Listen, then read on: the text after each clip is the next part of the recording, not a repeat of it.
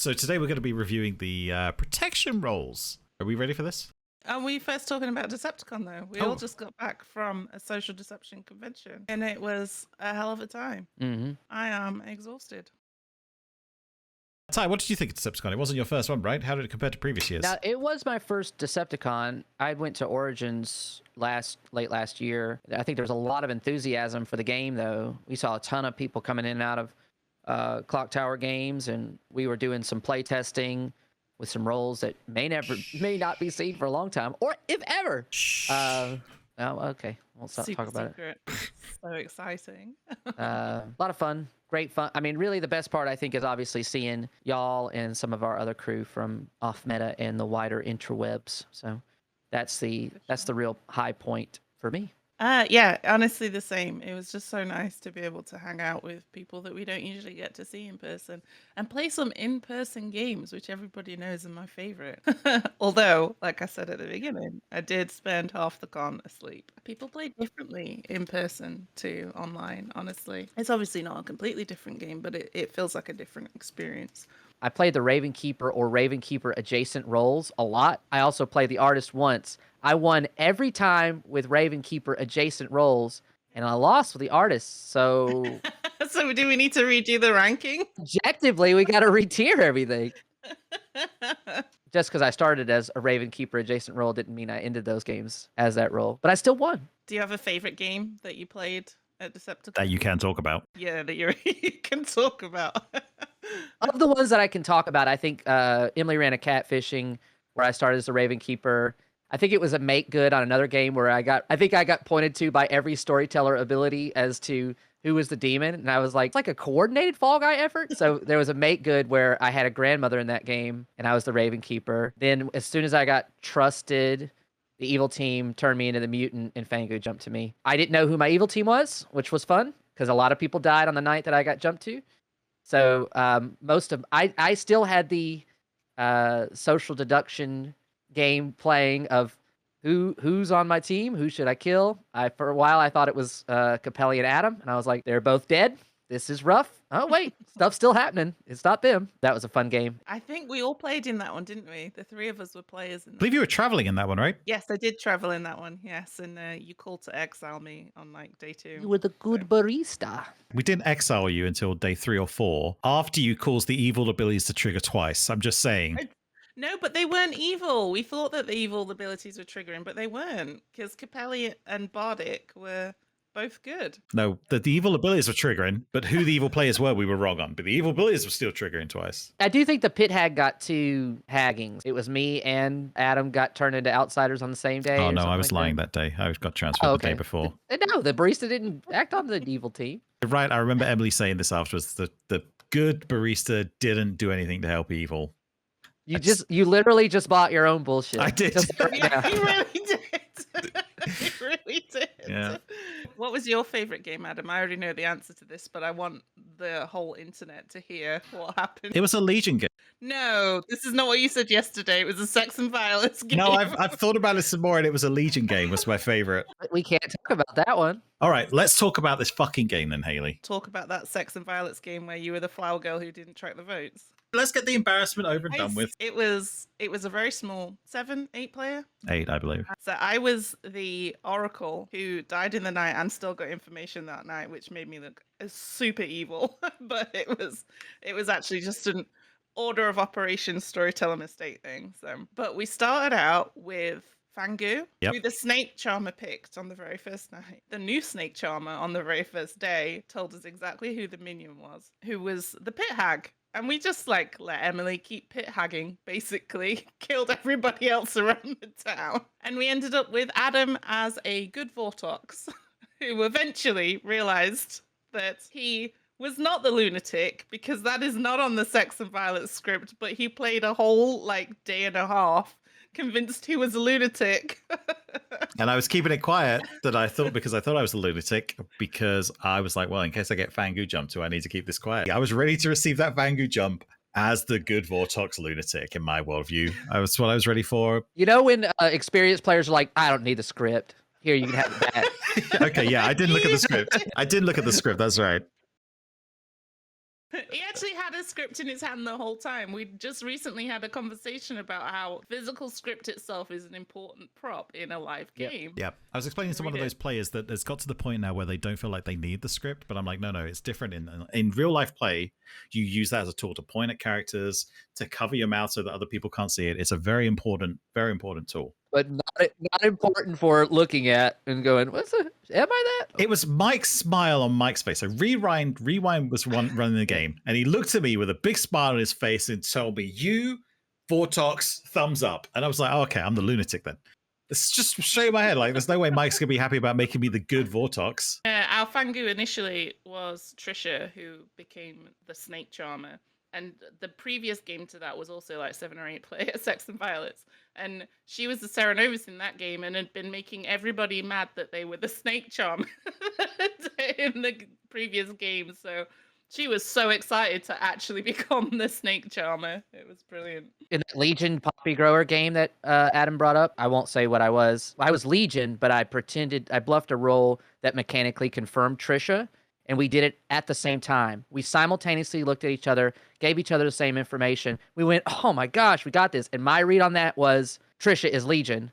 Awesome. Trisha's read on that was, Tyler is 100% good. Awesome. And I was just like, when we went to Final 3, and I was like, we're not going to get Adam on the block. That was a good defense. But we can get Trisha, or we can get Emily. That's who I went after. Didn't work out. It was a very fun weekend. It was a great weekend. And I got to say, there's a lot of joy and love that needs to be shared about games that start being run at like 2 o'clock in the morning or 1 o'clock in the morning, whatever it was we were playing. There's like, When everybody's a little bit delirious. when everyone's a little bit delirious, that's when everything becomes hyper 10 level times funnier than it was 2 hours ago. You really have to be like, if you get a chance to go play in a con right now and you're feeling safe enough to do it, you should go and have that experience again. Remind yourself how great this game is in person. Go and play it while you can. Let's do some ranking, shall we? Mayor. If only 3 players live and no execution occurs, your team wins. If you die at night, another player might die instead. Could take that, internet. I love a mayor. It's really not S tier. Just mayor wins are my favorite thing. And I even love a mayor as an evil team bluff because the good team hinges their win on trusting and then losing. There's just something special about that. Even losing to an imp bluffing mayor, if we're talking Trouble Brewing. I really, really like mayors. The whole being able to bounce the death to somebody else instead gives the storyteller a really nice amount of control over trying to make the experience as fun as possible. I think mayors are great. I love the comment in chat. Mayor, if you're suspicious enough to get executed on the final day, you're allowed to make it to the final 3. I love that. I think everything that Hayley said is very true, especially I was thinking the same thing about sometimes evil using the mayor as a way to kind of like, I don't know who to kill. You choose, storyteller, bounce, that kind of thing. Yeah. I think they're willing to get burnt by the mayor bluff once, right? And then after that, it just almost never happens. Even when evil bluffs his mayor, they go, I know we're not going to go for the mayor win. I just won't even bother. And it's a good excuse for why they didn't die. So it's still a strong bluff in that sense. It's got one of the best alternate win conditions in the game. Yeah, I would put it in. I'm on the fence. It's either a really high B or it's an A for me. If you were to turn around and say to me, this is an S tier, I would not disagree with you. On the things I've talked about previously about the things that make Clocktower, Mayor is another one of those characters. Trouble Brewing's got so much of this. But Mayor, like you just talked about, the Mayor bounce, giving a storyteller something good to be able to balance the game, perfect. At the complete change of win dynamic, that adds so much. Like, do we go for this? The information does point that they're good, but do we trust that Jack's really the actual fucking mayor? Like, like that whole tension, like, it's just great. I love it. If you talk about characters and bluffs that are in the final 3, Mayor being one of them, I think makes me tension every time, and I love it. Love it. I love it. I love the mayor. I love the mayor at the end of the game. I love the mayor in the middle of the game for a storyteller, and I love it when people try and come out as mayor on day 1. I love it. I love all of it. I love all of it. Yeah, I like playing a mayor as well. What do you guys think about the convention around the mayor of if the mayor is more overt, the storyteller is less likely to bounce the kill? I think that there is an extra confirmation step in that night phase in your silent communications of are you sure getting the imp to actually think about is this definitely who you want to point it to? If they say yes, I think you can still do what you want with it, because maybe that's them trying to give you a bit of agency over who should be killed. So Mayor's got a built-in like fool mechanic almost, sort of, except it bounces. I love using it to kill evil. Oh yes. I'm going to go kill one of your evil players. Your poison's now dead because you picked the mayor. Do you want to go for 2 out of 3 and see what happens? Like, do you want to give it a go? I love playing that game of chicken with demons. I think that as a storyteller, you can't always do the obvious thing. Sometimes I'm going to kill them. Sometimes I'm going to bounce it to an evil. Sometimes I bounce it to good. Anything can happen, and I've always said that way.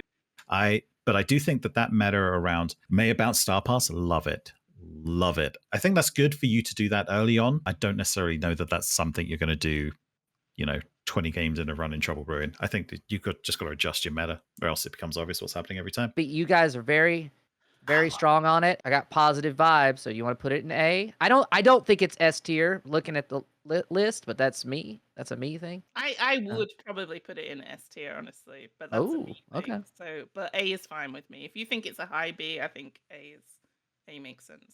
What I would say with Maya, right, is if we get to the point where we've got 12 S tier characters, and this one's in A for the last townsfolk, I want this to be the one that goes in there. Like if we've found 12 characters we all think are better and going in S tier, great. But otherwise, Maya needs to come into that final script. It needs to, especially if that script has alignment changing. It needs to come in there. Oh yeah, alignment changing mayor. You just described a cult leader. Hayley, you want to take this one? I'll take I'll take the third one. Okay. Got my eye on it. Okay. All right. So the monk. Each night, not the first night, choose a player, not yourself. They are safe from the demon tonight. I think the monk is great. I think it's great on TB. I think it's great in custom scripts. I think it works actually better in a Vortox game than it does in an Imp game. I think it works great in an Imp game because it's like the Imp wanted to Star Pass. Nope, not tonight. I love the monk a lot. I know other people have mixed feelings about it. Or maybe they do. I don't know. I guess in some games, obviously in like a Little Monster game, that's the case for a lot of these protection roles. They become less effective if the storyteller's making the kills. It's a really high A, borderline S. Up until the point where you reminded me that it protects from Vortox and Booker, Innkeeper's better in every way. I get to drunk someone as well. Innkeeper's better in every way. And I'm still 50-50 that, in my opinion, the Innkeeper, when we finally get to it, is better than the Monk. So I don't know that I can put both of those in S. So I would say the Monk's an A. I agree with everything else you said, right? I think Monk is an A and Innkeeper's S, in my opinion. As a storyteller and as a player, trying to figure it out and use its drunk ability and figure out who's going to be drunk. I don't know. I like it more. I don't know. I like the monk. I would consider putting it in S as well. Like the mayor, once you have a developed meta of imp bluffing as monk, sinking a kill so that it looks like they have actually protected somebody. Once that sort of meta has developed, you then add another layer into the game of, okay, so, well, maybe they're actually the imp then, because maybe they did just sink that kill. Or it goes from being a like truly powerful, good player to be able to like protect your empath or fortune teller or whatever, to dying on the first day, second day, I guess, every time, because people just don't trust that as a bluff anymore. So yeah, I would, again, man, I have such a Trouble Brewing problem in that I just think everything on Trouble Brewing is S tier. Except for the bowler, sorry, bowler. Hayley's creme de la creme is just TB. Yeah, it really is. What's a thing do? A perfect game. Yeah. Well, do we want to call it an A for now and just see if we want to pull it up by its robe at some point? It's tough, isn't it? Its cord. It is tough. It is tough. I wish we were doing the Innkeeper next, but we're not. But you told me to take that out when I was organizing this last night. I don't remember talking to you at all. Yes, you did. You were like, well, technically that one's drunk, not a protection, so we should. Even if I look at Mayor and Monk next to each other, I want that Mayor and S tier more than I want the Monk personally. I think that's so I'm putting it in A currently, but that isn't like locked in. You guys can, if you guys both want it in S, obviously it goes in S because I think it's an A. Because the next one is literally the most powerful protection role in the game. The Pacifist executed good players They just might not die. The hell? Who put this broken thing in the game? They deliberately sandbagged it by putting on a script with the Devil's Advocate, and then a whole load of other things that can't be executed during the day, like the Tea Lady and the Fool. That kind of. Or I just want to check, Tyler. Are you introducing us to the carrot and then taking the first lead when no one else has done that so far? I just want to check. Is that what you're doing? He's on so the excited about the pacifist. I am I'm priming your brains because I know what you're gonna say. I know what you're gonna do. You're gonna submit to conventional wisdom and be like, the pacifist, who would even bother?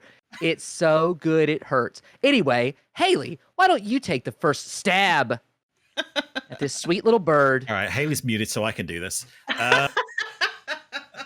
No, in all seriousness, this is my turn, Ty. Back off. Pacifist.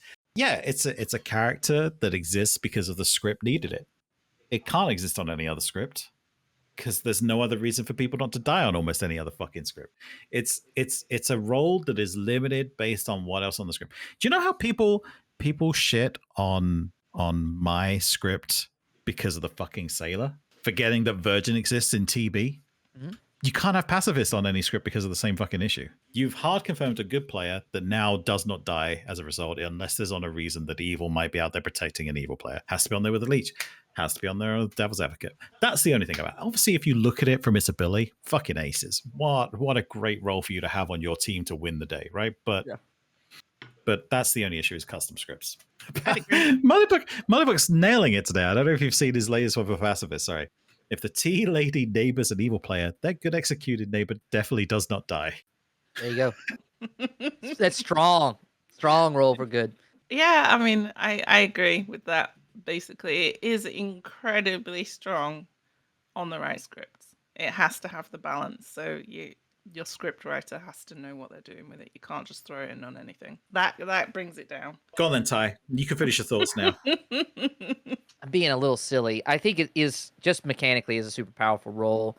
I understand people's complaints about it. That's not about it. That's about the way it's run. It's one of the few roles in Clocktower that I think should actively be errated for it to be more fun to play for players and more fun to run as a storyteller and not feel like it's actively working against town. So to your point, putting it on a script with a leech, why would you do that? So the leech host doesn't die, right? The leech host doesn't get executed. Well, that's not good for town, right? That doesn't benefit anybody. But if the pacifist had a cost, like if you did not nominate today or if you did not vote on an execution today, someone good might not die, or some kind of information loop that says something like, if at night you are told if your ability protected or prevented execution, that kind of thing. No, Ekin, I think that's true.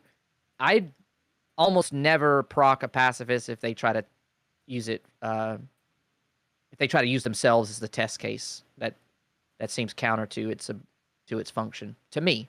Now, I mean, obviously a storyteller can make different decisions, and I think I have made a different decision on that in the past. We had a game where the pacifist procced multiple times against Legion, and Good still didn't trust it because there just was a Devil's Advocate on the script. That's the way it goes sometimes. Anyway, I really like the pacifist a lot. I can understand why it wouldn't be an S or A tier. I just mechanically don't think it can be in the C tier. It's just it's good. It is good on paper. It's just hard to balance out. B for begrudgingly. How's that? I think that's fair, and I think it could definitely go higher with more experimental characters that I'm not saying any exist, and I can't think of any that do exist. Nope. But I think that there is opportunity out there for more characters to exist to make it be more useful in scripts. Like something that's like a minion that makes it so that if a player doesn't die today, something bad happens as a result, not just like the Vortox type thing, but something that has the downside effect of the pacifist having a good side effect would make it more useful. And just more things out there, I think, would be interesting. But for now, it's a B. I think that's very fair and very magnanimous of you. I'm a generous spirit. What can I say? Although I do disagree with you saying that that you wouldn't proc a pacifist. I know you then gave talked about an example of the time you did, but I would definitely. If a pacifist is trying to make him look like a different role to the pacifist, I would let that trigger. If they're coming out saying, I'm the pacifist, let's try and kill me. Nope, you're dead now. Bye. But if you come out being like, I'm the tea lady, let's kill one of my neighbors, I'd let it trigger, I think. I think it's all about how the player plays on it too. Sure. Up next is Soldier. You are safe from the demon. Full stop. End of sentence. Move That's on. it. You can't spell soldier without D. No, I think it's Without old. yeah, without old. I understand its purpose on TB, especially when we talk about TB as a script that's good for beginners. You're going to have players. If there's a way for you to get a player, is feeling their way around the game, trying to learn it, this is a good one to do it. But it's also a good one to get pigeonholed into being the demon, because why didn't you die? I've very rarely seen it be super deciding in terms of the game. I should say this. We did have a soldier get attacked at night in a TB game, Hyper TB, I think it was. So it was effective. So it was all right. But I don't think it decided the game. I thought it was good. It was fine. You can soak up a kill, do a thing. That's a B. That's a B to me. I don't know. Hayley, defend this thing, half-heartedly or otherwise. It's a good bluff. I think it's a really safe bluff to give, especially so if you're storytelling a new group, it's good to give it as a demon bluff. I don't think it is that fun to play. Like, again, this is from a new player perspective. The soldier is one of those roles where we'll get new players come up to us to ask the storyteller a question and be like, I don't really see what I'm supposed to do with this. Like, I don't see how this is important. I feel like I've got a nothing role, and having to explain that actually you want to make it look like you should be killed at night, because that sinks a kill for the evil team. Like, it's one less person that they can kill. It's reasonably powerful-ish for the good team to have that one less kill at night. But a new player trying to do that, unless they've played lots of social deduction, I think they would struggle with it anyway. So I am in agreement that it is a B tier. But I mean, I do like it in its script. I do like it for the evil team. But I think it can be tough to play for some people sometimes. I don't think we see enough soldiers in the game. I don't think we give Soldier enough credit either. Yeah, Doggo right onto the pillow. I guess she tried across and laid down behind you. I wasn't watching. Yeah. I think Soldier doesn't get enough credit for what Soldier is. So, do you know, one of the things that people love doing the most when they're evil is playing as outed evil. When you are a soldier, you can play as chaotically or as neutral or as whatever you want, however you think your group's going to respond to trying to get you killed at night. Because no one can fucking do anything about it. Like, unless there's poise that poisons you and the demon kills you at the same time, they can't do anything about you. So you could be out there getting information from other players, giving the information out there, doing whatever it is you want to do, playing as chaotically as you want. It's my kind of character in terms of I'm the fortune teller, this and this person is, as opposed to like an important role in the game. One of the things Ben talked about, oh my God, I'm fucking off on a tangent here and I'm going all over the place. One of the things Ben Burns said on stream once, and I could not have agreed more, although I'd never thought about it in the time, and Ben doesn't often say things I agree with, was that the butler is a low-risk character. What a great character to be for a new player in the game. And Soldier, you're right, Hayley. Soldier is if the player doesn't get it, it's like, oh, I've just got to sit here and fucking do nothing. No, that is not what you need to do or what you can do. Soldier is out there, do whatever the fuck you want. Whatever you want. Town kills you, who gives a shit? That means the town didn't waste their time killing a monk or a fortune teller or an empath or whatever else. They've killed a soldier. Yes, it's not as good as killing an evil player, but it's still a damn sight better than killing an information role. I mean, I would literally say you could do that with almost any role, though, right? Like, if you wanted to, you could be like, I do whatever I want, which is true, which is what you do, Adam. That's like your brand. I don't do that anymore. You did it in that game that I referenced. You came out as, I think, the investigator, and then fingered two good players, and then were actually the drunk monk. So yeah. Oh yes.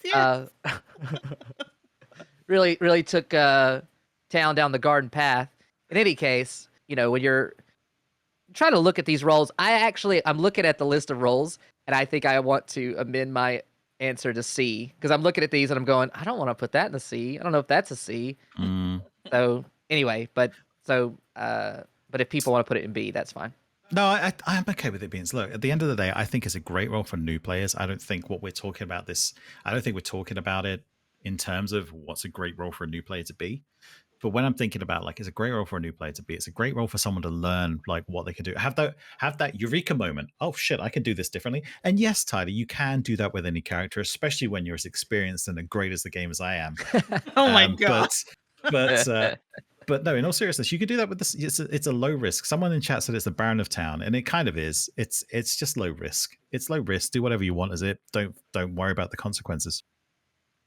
But so to that Baron of Town point, evil benefits a lot more from wild chaos because they have more upfront information, right? Good benefits a little less. I've seen instances where good has benefited from, but it's much less common. It's much less effective. So if you're just out there doing wild stuff, you might hit every once in a while, and it could be interesting. But then a lot of times you will hit on other good players that could have gotten you info, and it just happened to be the game where the storyteller put only one reoccurring information roll in the whole game, and now they're dead. So that was fun. What are we doing? Shoot in the dark now, baby. That's a subtopic about chaos plays. I'd put it on C, comparing it to the rest of this list. All right, we should talk about chaos plays one time because I feel We like I will. can defend this quite well. Let's. Can you? Because you have started to shift your style over the last week. That's just because people bitch and complain. So, And what's crazy is though he does something authentic. He does something real. He gets to know people and like emotionally connect, and he's like, I fucking hated it. It's like, you won. Anyway. The Fool. The first time you die, you don't. Even though everything I've just said pretty much about the soldier applies to the fool as well, I feel like the fool's different. I don't know. There's something about the fool that I don't like. I think it's probably because of the script it's on. I don't like the fool as much. It's on BMR, right? I don't like it. I don't like it. I'm just joking because of the whole lunatic thing. I just don't feel I would. I don't know. I don't like it. It's not as good as Soldier. It's not as good as Innkeeper. It's not as good as T-Lady. It's not as good as anything else. As for the reasons why deaths aren't happening. It's an easy bluff for evil. It makes it a downside, in my opinion. It's really weird because even as I'm saying, I'm like, why do you not like the Fool but you like the Soldier? And is it because just I've had more experience being the Soldier? Maybe it is. Maybe it is. Maybe I just feel more comfortable being a complete douchebag as the Soldier in a game as opposed to feeling that way as the Fool. I don't know. So I think the Fool actually fits better on custom scripts than the Soldier, especially if you are trying to fill that slot of something that is self-confirmable in a way. Like if you want something that splits time with being a protection role, right, and also has that element of being able to be confirmed. If you don't want to put a virgin on the script, you can do that with a Fool. They can confirm it that way too. It takes away an execution from town or a day of executions, but in return you get this, which is kind of similar to how the Virgin works, and then you get confirmation out of it, right? So I think it has an extra element that makes it a little. I mean, I find it more fun. I like BMR probably better than both of you. You are incorrect. It's my favorite fucking script. We've been through this. It just doesn't have the best characters. You didn't even know what roles are on it. What roles are on it? I don't know. Maybe the lunatic. I could be on S&P, right? Anyway, I like it a lot, but I don't like it enough to put it. I won't fight that hard for it, but I think it's better than a Soldier. But I can't be swayed. I don't know why it would be better than a Soldier though. That's for the reasons I listed. It's only the first time, whereas the Soldiers, like every time they're targeted by the demon, they don't die. If the Soldier could be confirmed in some way, shape, or form, like the Fool can, evil has no way to get rid of it. Like the Washerwoman 100% somehow, like in their worldview, confirms the Soldier. Good now trust the Washerwoman because of Undertaker. You now got that chain of trusting the Soldier. Mm-hmm. You're in a world where evil has no way of getting rid of them unless it's a poison. Whereas with the Fool, it only has to target them twice to get rid of them if that was to have happened with the Fool. I guess it has more flexibility, is why it's better than a Soldier, is what you're both saying. It's better for the game to not have a confirmed role in the final three, is what I think it comes down to. The Fool also has a C tier name. Yeah, you're fucking right. The Fool is a C tier for its name alone. Them in the names. Well, put it in there if that's what you want to do. I think it's a B. I think it's a little bit better, but it's fine. Thank you for giving me permission. I think you're right. I think it's a little bit better for. I don't know though. I love the Soldier, so it's difficult for me to say the Fool's better. I don't know why. But is it as good as the Pacifist that we have in B right now? Yes, it actually is better than the Pacifist because of the reason, because it fits on more scripts, right? I don't think it, and it's currently more fun to play than the Pacifist. Though you could, I don't know why you couldn't play the Pacifist as wildly as Adam advocates for the play of Soldiers, right? You could play the same way. It depends what you're trying to go for, though. If you have no control over the outcome of your ability anyway, why not take some risks? I guess is what I should say. As far as I'm looking forward to watching you play pacifist next time. I would love to draw that sweet little dove. Sweet little dove. Never get to. T Lady. If both your live neighbors are good, they can't die. Can't do it. Yeah, I love the tea lady. It's like a reverse empath, I guess. In that you have the confirmability, and if your neighbors start dying around you, you know that they're evil. I don't know. It's one of those, like how I was like, oh, I love the grandmother. Tea lady's the same. It's just like, oh, it sounds so cute, which doesn't have any bearing on the game at all. Really, I like it. I don't know that I would S tier it at all, but I couldn't speak to why I shouldn't S tier it. I actually do think Tea Lady is probably an S tier role, but the weaknesses are not really to be. Well, they can be found in BMR, and especially with a multi-kill demon. That once they get the lay of the land, oh, we've done all this testing. Okay, great. We know who's good, and I've charged up. Pow, pow, pow, pow, pow. You're all dead. But I think the Tea Lady is a really great protection role. I think it makes an interesting dynamic in how people interact with their neighbors, which I think is a lot of fun. One of the most interesting things I saw was a pretty early on in the stream run, there was a game in which they had a tea lady. It was a custom, and it had a Fangu on it, right? So they'd gone through this process of confirming, the tea lady neighbors, and Emily, I think, and they formed this thing called the Kettle Council, and they were super trusted. The Fangu jumped to, Emily, who was an outsider, and they never tested the tea lady neighbors again. And so there you go. If you have something like that, obviously that's a custom script problem. Or not a problem, but it's a custom script situation. But I think that makes it more fun, not less, from my point of view. I think the tea lady is, Adam was talking about fortune teller be kind of a definitional role, or a trademark kind of role for TB or for Blood on the Clocktower. I think Tea Lady kind of fits that bill for BMR. I think it does that and makes that script feel the way it does. I mean, what's the most you can have? Is it like 8 kills in BMR on one night? I think it's 8. Well, technically you can have 10. On a what count game? On like a 15 player? Well, like the most you could ever have, full stop. Gossip, Gambler, Grandmother Death, Godfather, Poe with 3. But you could obviously have Moonchild. Yeah. There you go. I was looking, yeah. Knife, and so the length of the time that it adds to the game, that can be a thing, and it can wear out Good a little bit to do that. I think Good a lot of times wants to test those roles, and then ultimately they spend a lot of time figuring out who's good. But what you need to do in Clocktower, in BMR, is figure out who's bad. So sometimes evil just runs out the clock with all that testing. Well, I wanted to make a counter argument, but now I don't want to because it's S tier in my world. I disagree that it can extend the game too long either. I mean, let me rephrase that. I don't know to disagree. I've never seen the Tea Lady alone extend the game too long. You might have other players that want to test the Tea Lady. That's not their fault, but I don't know why evil wouldn't be just getting rid of the Tea Lady at that point if you start confirming more and more good players that sat next to the Tea Lady. I just don't know why you wouldn't do it. I think we should probably end it there, though, and I think we should put the Tea Lady in S. Any disagreements? No, I don't disagree. I started out by saying I love it. And Ty, I hadn't thought of it before, but I think you're 100% right. I think Tea Lady and something like Grandmother are like, when I think of BMR, those are the roles I think of, other than Zomball.